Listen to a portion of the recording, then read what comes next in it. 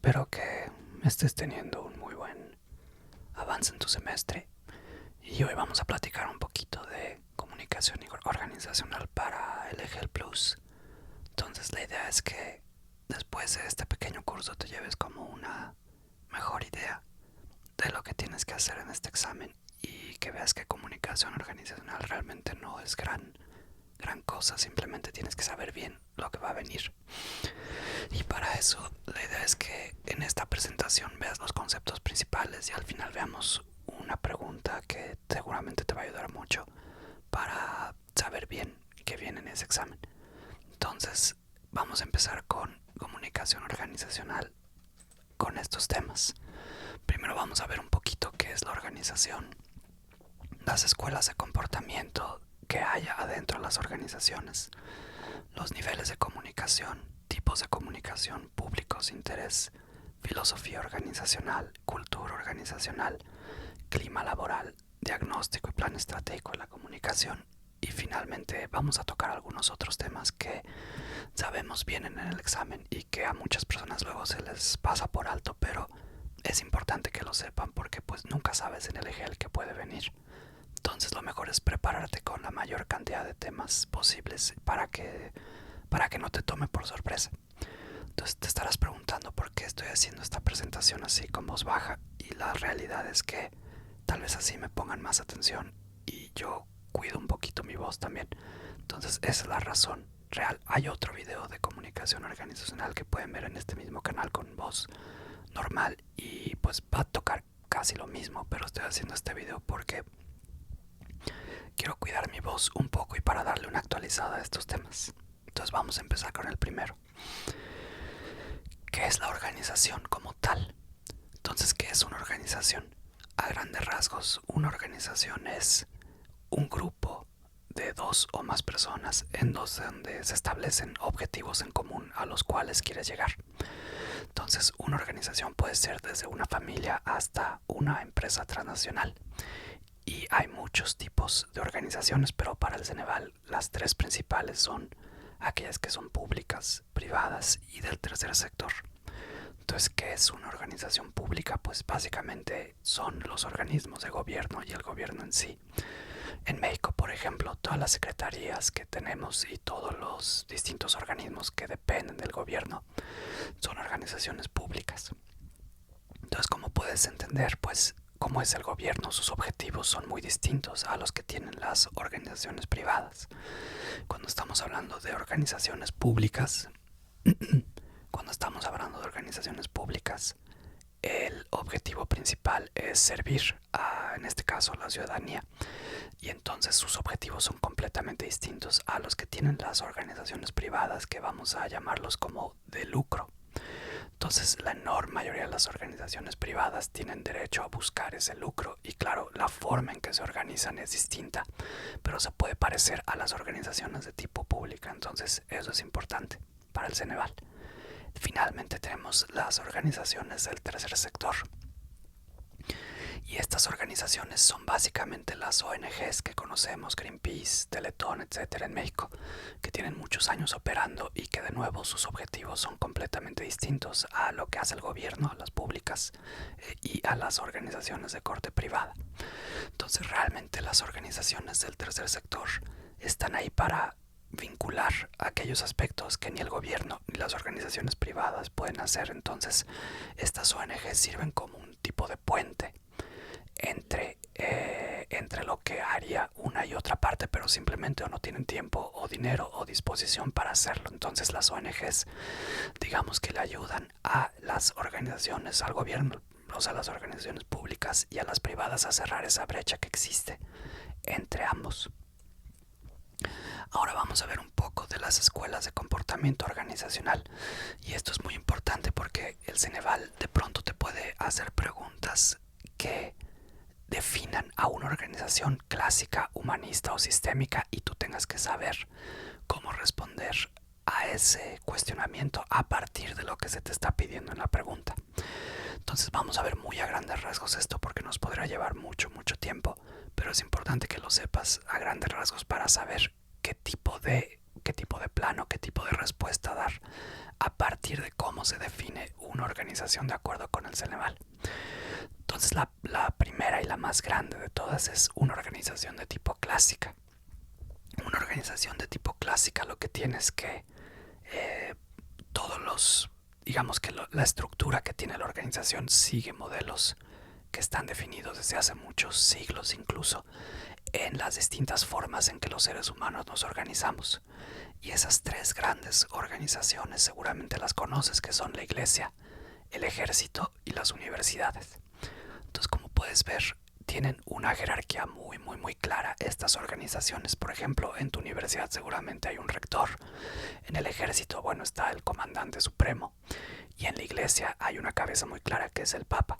Entonces, las organizaciones de las sociedades modernas, digamos que tomaron este modelo para basarse en su propia forma de organizarse, y por eso se las conoce como clásicas, porque las primeras organizaciones se estructuraron de esa forma y siguen modelos de comunicación muy ortodoxos, que son pues considerados como que han tenido resultados positivos desde hace muchos siglos. Entonces muchas organizaciones siguen ese mismo modelo para llegar a sus propios objetivos. Entonces a esas se les conoce como organizaciones de corte clásico. Después tenemos las organizaciones que organizan a sus personas de forma humanista.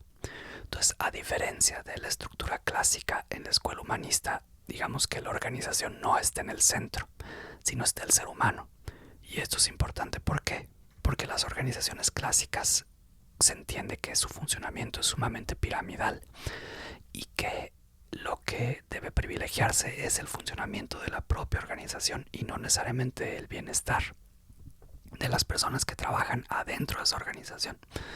En cambio, ya a partir de los 60 del siglo anterior, una serie de teóricos dijeron que era más importante que el empleado, que la persona estuviera satisfecha con su trabajo, porque de esa manera iban a llegar más rápido y mejor los objetivos que define la propia organización. Entonces, este cambio de escuelas humanistas realmente es a partir de los 60. Y a diferencia de la escuela clásica, en donde los empleados se pueden ver como un tipo de engrane o algún tipo de pieza intercambiable, y con organigramas que vamos a ver en un segundito muy verticales. En la organización de corte humanista, digamos que todo es más horizontal y se le da mayor poder a los empleados para ejecutar acciones adentro de la propia organización. Eso no quiere decir que no haya jerarquías, sino que esas jerarquías están más que nada, digamos que no son tan marcadas como en la organización clásica. En la organización humanista sí hay jerarquías, pero no están tan marcadas como lo están en las clásicas. Entonces eso es importante para que el empleado, digamos, se sienta más satisfecho con la labor que desarrolla todos los días. Finalmente tenemos la escuela sistémica, y la escuela sistémica es importante porque ve a la comunicación como el centro de todo, y la escuela sistémica es de finales de los 70, principios de los 80 en las organizaciones, de nuevo a partir de corrientes filosóficas que en ese momento empezaron a notar que si no había buena comunicación adentro de las organizaciones, pues todo se caía. Entonces la escuela sistémica se enfoca en entender que todas las partes de la organización están vinculadas entre sí, y además la propia organización está vinculada a su propia sociedad. Y como está vinculada a su propia sociedad, está vinculada pues al planeta. Entonces la escuela sistémica está muy de moda hoy día porque vincula a los empleados con la propia organización y la propia organización con la sociedad y el planeta. Y así se entiende que la comunicación juega un papel determinante en cada una de esas distintas áreas. En la escuela sistémica la comunicación se puede decir que es como el queso de la pizza, y sin el queso de la pizza pues no hay pizza en sí. Después tenemos los niveles de la comunicación adentro de las organizaciones, y el más básico es el intrapersonal.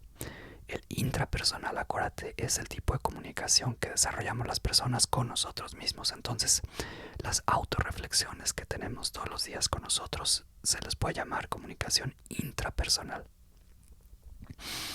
Esto es muy distinto a la comunicación interpersonal, la cual desarrollas con otra persona.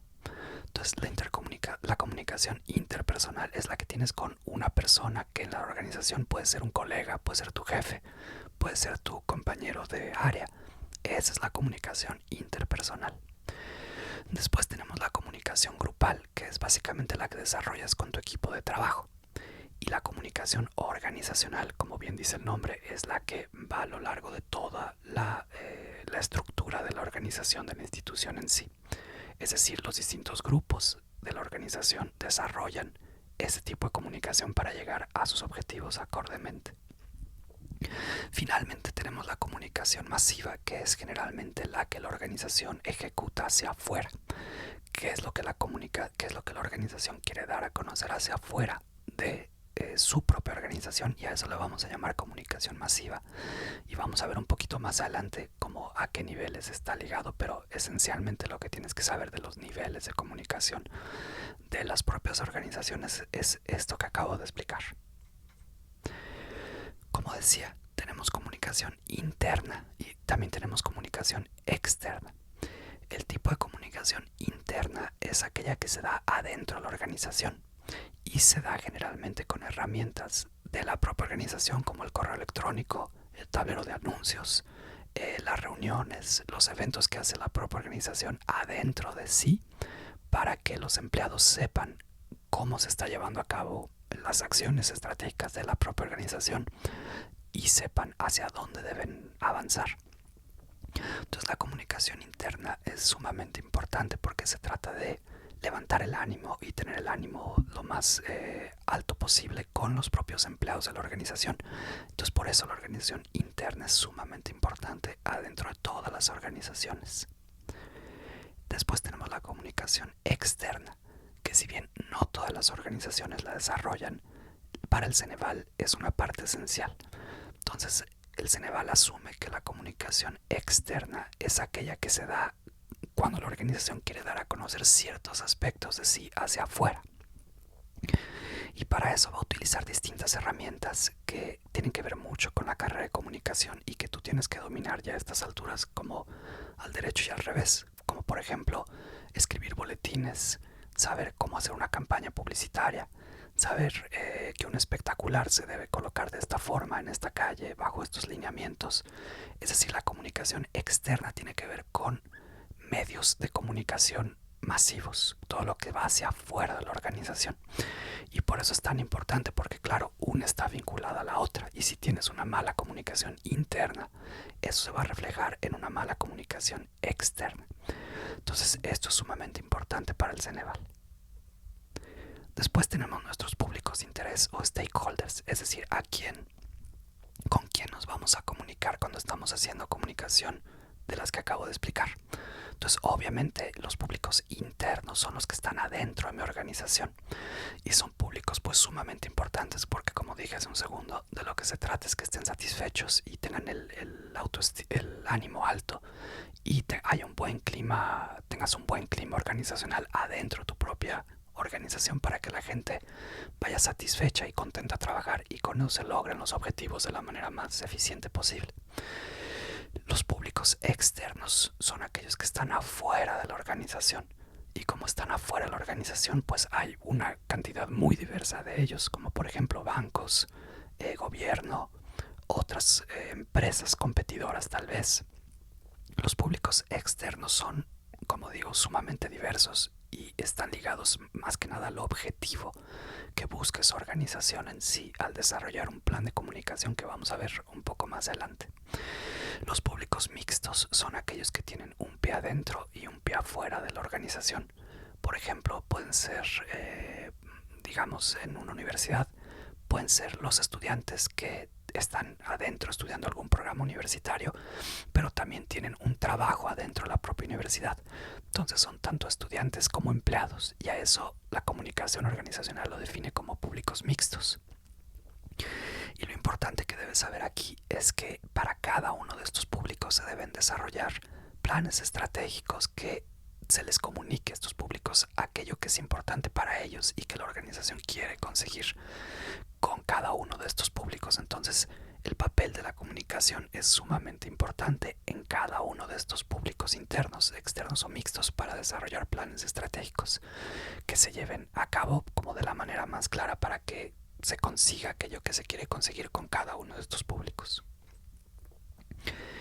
Lo más importante cuando desarrollas tu plan de comunicación, que como digo lo vamos a ver en un segundito, como que implica hacer un plan de comunicación y que el Ceneval es como muy insistente en esto, es la filosofía organizacional. Entonces todo plan de comunicación y toda organización es lo primero que debe hacer, cuál es su filosofía con la cual va a operar. Y ahí tenemos misión, visión, valores y claro, objetivos. Entonces vamos a platicar un poquito de cada uno de ellos. La misión es el presente, es lo que se debe conseguir ahora. Y la misión está muy ligada a mis objetivos, porque si no tengo objetivos, pues cómo voy a llevar a cabo esa misión. Entonces la misión es algo sumamente delimitado por el presente, para que la gente sepa en este momento qué se tiene que hacer y tenga un sentido, digamos, claro de por qué se levanta todos los días a trabajar y va a esa organización. Entonces la misión generalmente cambia, pero se hace con estos cambios con el tiempo, porque los objetivos cambian con el tiempo también. Entonces la misión está muy delimitada por el presente y por aquello que se quiere conseguir en el presente, con objetivos claros. La visión con B de vaca, la visión es el futuro, es hacia dónde quiero llegar. Entonces tiene que ser más amplia que la misión. Si la misión está en el presente, la visión está en el futuro y se desarrolla con palabras que tienen que ver con alcanzar ese futuro. Los valores son los comportamientos deseados de tus empleados. Entonces, los valores son elementos que muchas veces están ligados a la moralidad de esa sociedad o a la religión de esa sociedad en donde está operando esa organización y tienen que ver con el comportamiento ideal esperado de tus propios empleados. Entonces los valores son sumamente importantes porque son, digamos, hacia adentro de la organización.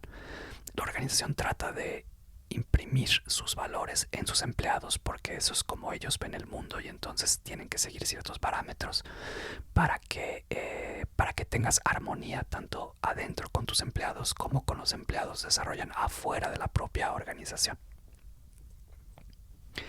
Esto está muy ligado a la cultura organizacional.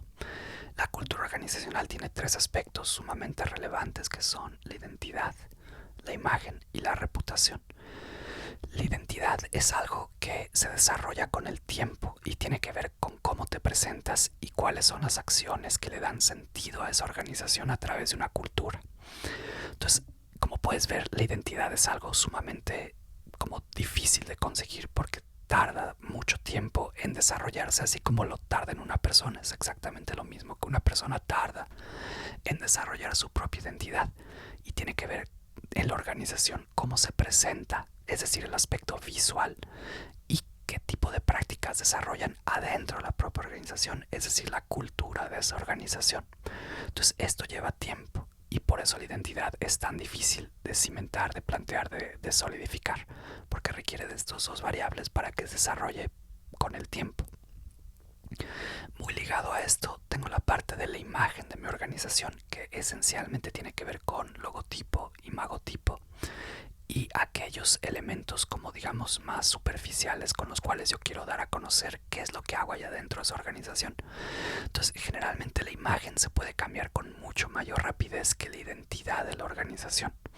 El logotipo es aquello que vincula ciertas palabras en digamos lo que quiero dar a conocer cuando estoy desarrollando la imagen. Y es por ejemplo cuando la revista Vogue, digamos que tiene un tipo de tipografía muy clara y eso va a ser el logotipo, es decir, está ligado a la letra, a logos, al entendimiento. Y cuando tú ves la marca Vogue o la marca Canon o la marca Apple, etcétera, tiene una tipografía que está ligado al logotipo.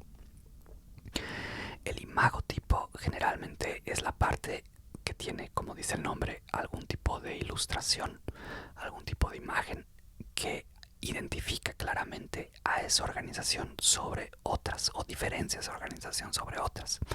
Entonces el imagotipo puede ser el cocodrilito de Lacoste o la manzanita de Apple, sin que yo te diga como yo escriba la letra, la gente identifica inmediatamente ese imagotipo con una marca.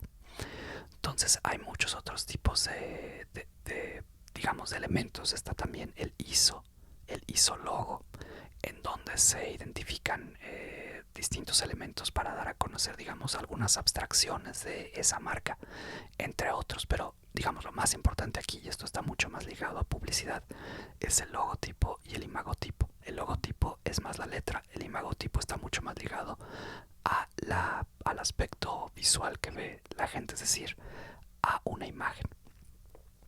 Y finalmente, para definir esto de la cultura organizacional, tenemos la reputación. Y como dije hace un segundo, la reputación se va creando cuando tú combinas tu identidad con la imagen. Entonces esto puede llevar muchas décadas. La identidad y la imagen, aunque es más rápido digamos, de formar y de cambiar, la identidad no. La identidad te puede llevar muchas décadas para que la gente que trabaje en esa organización haga lo que tenga que hacer. Y la reputación es la liga entre la identidad y la imagen. Y como tú bien sabes, pues bueno, la reputación también tarda mucho en desarrollarse y se puede destruir en tan solo unos minutos. Entonces, para las organizaciones es sumamente importante tener una buena reputación, porque esa reputación les puede dar una buena cara ante la sociedad y la gente, digamos, que va a confiar en esa organización para seguir comprando ahí o para seguir confiando en esa organización a lo largo del tiempo. Ok, el clima organizacional es algo que tiene que ver mucho con cómo tus empleados, digamos, se tienen un espacio armónico donde se desarrollan adentro de tu organización. Entonces, aquellos que hacemos comunicación organizacional sabemos que cuando hay un mejor clima organizacional, los empleados van a estar más satisfechos y eso generalmente desemboca en una mayor productividad. Entonces se han hecho muchos estudios en donde se dice que a medida que tienes mejor clima organizacional vas a tener una mayor productividad porque tus empleados van a estar más contentos desarrollando su propio trabajo. Entonces para el Ceneval eso es sumamente importante porque va a buscar constantemente preguntarte qué implica un buen clima organizacional, es decir, un clima armonioso vinculado a través de acciones positivas de comunicación, para que la gente que trabaje en esa organización se sienta a gusto ahí y pueda llegar a los objetivos que se plantean sin mayor dificultad. Entonces, acuérdate, a mejor clima organizacional, mayor productividad. Y esto está muy ligado a esto que vamos a ver en este segundo. El diagnóstico y el plan estratégico de comunicación son sumamente importantes porque ahí se desarrolla hacia dónde quieres llegar tú con tus acciones estratégicas de comunicación. Entonces, para esto tengo que primero saber en cómo estoy parado, cuál es el problema, es decir, realizar un diagnóstico profundo de qué es lo que tengo que cambiar. Y para esto puedo utilizar distintas herramientas cuantitativas y cualitativas de comunicación. Y lo que tienes que saber es que en la comunicación organizacional lo que más se prefiere es el cuestionario cerrado, es decir, donde tienes pelotitas que vas a responder sí o no, o por ejemplo una escala de Likert de muy insatisfecho a muy satisfecho, en donde tienes ciertos pasos intermedios. Digamos, pueden ser 5, pueden ser 7 pasos, tipo muy insatisfecho, insatisfecho, ni insatisfecho, ni satisfecho, satisfecho y muy satisfecho. Esa es una escala de Likert de 5 pasos. Entonces, estos cuestionarios tú los desarrollas en la comunicación organizacional para diagnosticar cómo está el problema con el cual estás lidiando y después ya proponer una serie de objetivos para cambiar o modificar ese comportamiento problemático de la gente adentro de la propia organización. Y esto, claro, lo desarrollas en un plan estratégico. Entonces, esto está muy vinculado a lo que veíamos en la diapositiva anterior del clima organizacional. ¿Por qué? Porque la enorme mayoría de los estudios que se hacen en las organizaciones son para mejorar el clima organizacional. Digamos que 8 de cada 10 estudios que se hacen adentro de las organizaciones tienen que ver con mejorar el clima organizacional y porque no se están logrando las cosas. Entonces, para esto, pues claro, vas a realizar un diagnóstico para ver en dónde está el problema. Y ahí generalmente es por fallas de liderazgo o por alguna herramienta que no está siendo utilizada como se debe utilizar para que la gente sepa lo que tiene que hacer de forma clara y objetiva. Entonces, la enorme mayoría de los diagnósticos son de clima organizacional o bien de utilización de herramientas comunicativas como el correo, el celular, el WhatsApp, etcétera. La enorme mayoría de los estudios que se hacen en comunicación organizacional son de clima organizacional o bien de cómo es que las personas están utilizando las herramientas adentro de la propia organización para saber si se están comunicando correctamente o no. E independientemente del plan que tú escojas, hay muchos modelos.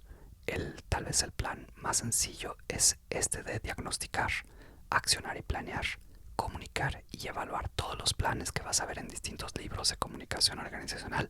Lo primero que tienes que hacer es diagnosticar cómo está tu situación.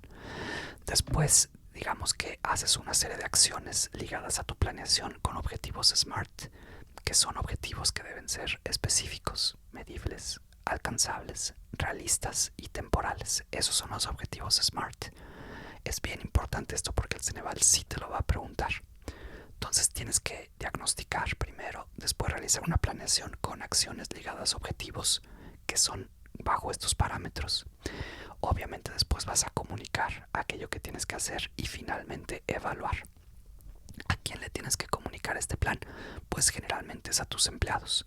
A veces puede ser a públicos externos, pero generalmente es para tus empleados, para saber cómo cambia algo y qué se va a hacer de aquí en adelante para llegar a los objetivos que la organización quiere llegar. Entonces este paso de primero accionar y planear y después comunicar pues es sumamente importante, así como el último paso que es evaluar. Entonces esta parte evaluativa tú vas a saber si se está logrando un plan o no a partir de si llegaste o no a los objetivos que tú definiste anteriormente.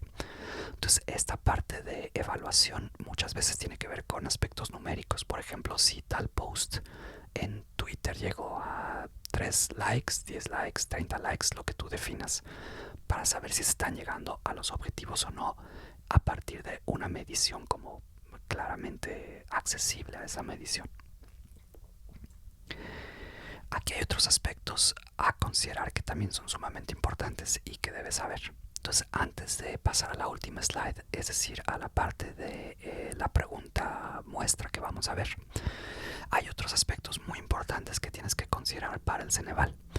Y el primero de ellos son las matrices de análisis estratégico. Hay muchas matrices, pero para el Ceneval tal vez la más clara es el FODA.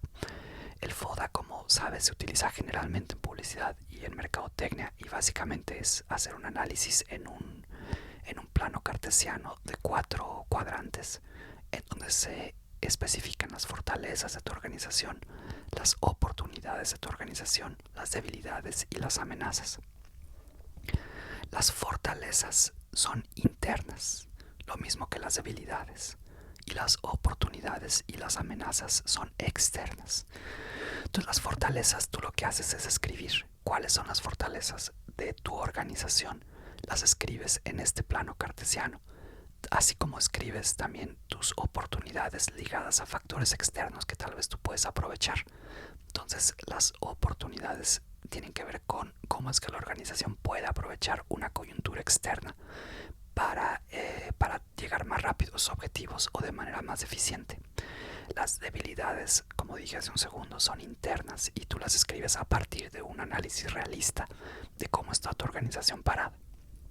Y finalmente las amenazas son todos aquellos aspectos en donde la organización a partir de elementos externos cree que le pueden llegar ciertos factores negativos que hagan complicado llegar a sus propios objetivos.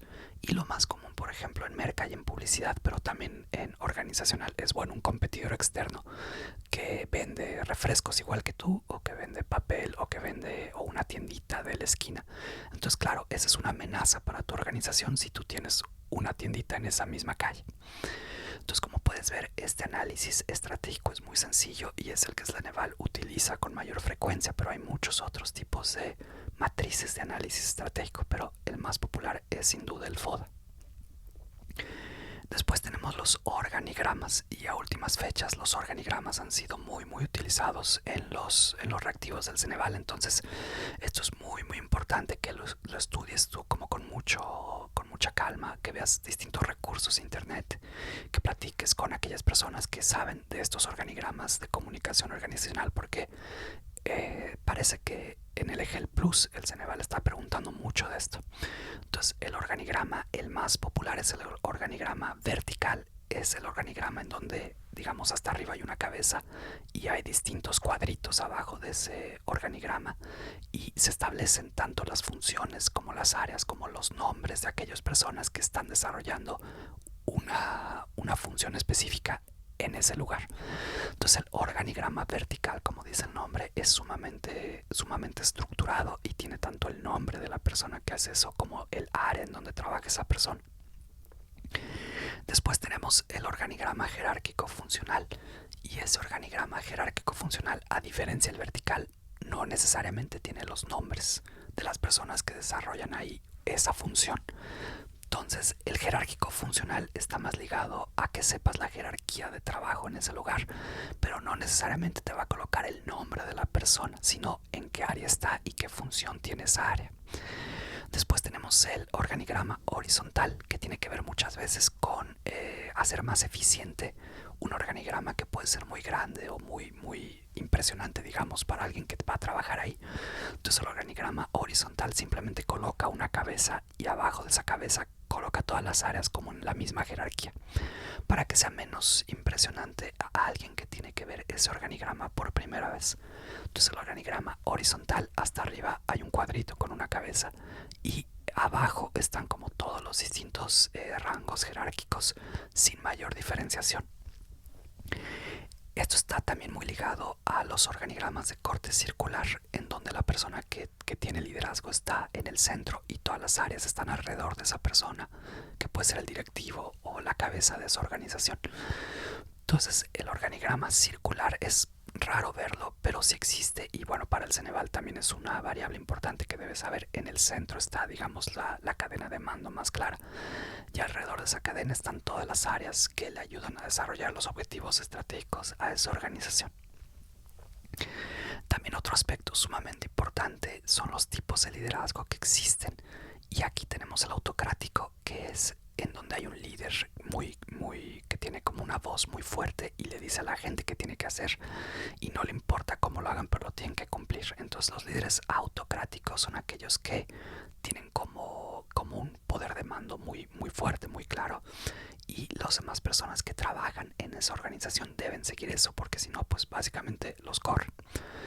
Después tenemos el tipo de liderazgo participativo o democrático, y como dice el nombre, aquí el líder es el que muchas veces le pregunta a su gente qué es lo que debe hacer para que la mayoría esté de acuerdo, y entonces avanzar por ahí. Por eso se le conoce como democrático o participativo, porque permites que tus empleados tengan una voz más allá de la tuya, y digamos que tú, a partir de esa retroalimentación, sabes cómo desarrollar mejor un plan estratégico, por ejemplo.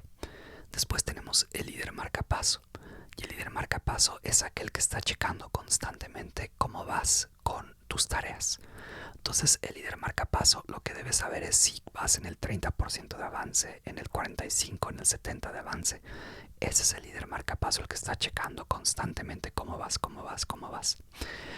Después tenemos el líder emotivo, que son estas personas que como que saben hablar muy bien en público y hacen que la gente cumpla los objetivos a partir del movimiento de sus emociones, o sea, como de las pasiones de las personas, para que la gente con esas emociones cumpla lo que tenga que cumplir, más allá de que tenga como mucho sentido el objetivo o no.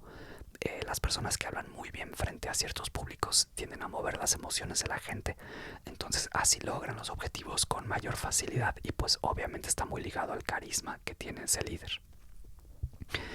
Después tenemos al líder transaccional, y este líder transaccional es aquella persona que te dice que cumplas este objetivo y digamos que te va a dar a ti algo a cambio. Se hace una transacción.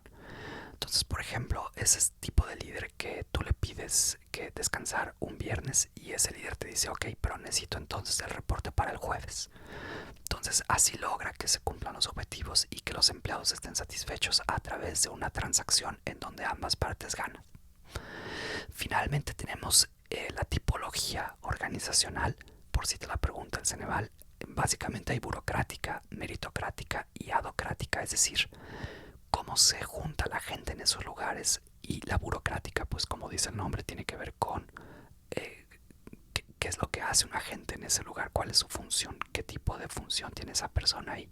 Por eso es burocrática, porque cada quien cumple una función ligada muchas veces a papeleo o a complejidades que tienen que ver con una tarea muy específica y solo una persona hace esa tarea y eso crea burocracia. Las otras tipologías organizacionales tienen que ver con la meritocracia, es decir, que la gente puede avanzar en ese lugar a partir de la demostración de méritos y esos méritos están ligados a los objetivos de la organización en sí.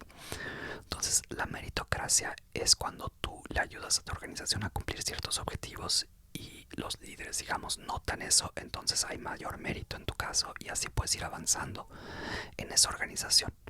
Y finalmente la adocrática son estas organizaciones, por ejemplo, tipo Wikipedia, en donde todos se unen a la organización sin tener como un objetivo muy claro de qué es lo que tienen que hacer, pero todo el mundo ahí pues sabe lo que tiene que hacer aunque nunca se han visto.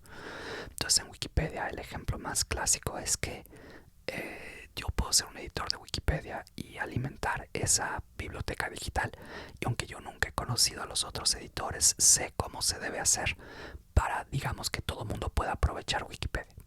Ok, a veces también meten aquí en la tipología organizacional las organizaciones tipo red, en donde hay como redes muy estructuradas tipo esquemas piramidales, en donde se logran, en donde la gente avanza hacia ciertos objetivos a través de una vinculación muy fuerte entre ellos, como puede ser un esquema piramidal en donde cada uno depende del otro. Pero como puedes ver, es distinta a la organización de tipo adocrática, porque en la adocrática la gente no necesariamente está vinculada, como con este ejemplo que te acabo de dar de los editores de Wikipedia. Entonces, para acabar, tenemos este reactivo en una guía oficial del Ceneval que tú puedes consultar en la página de ellos, la puedes descargar sin ningún problema.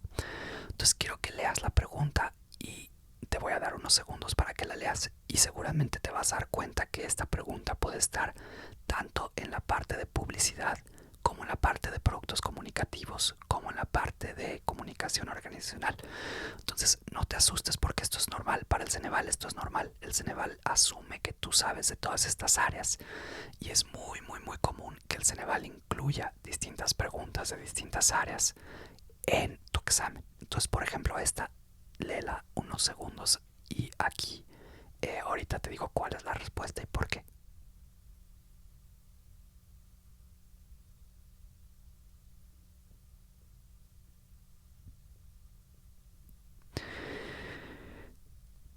Ya identificaste la respuesta seguramente. Está muy sencilla, simplemente tienes que leer bien aquello que te están preguntando.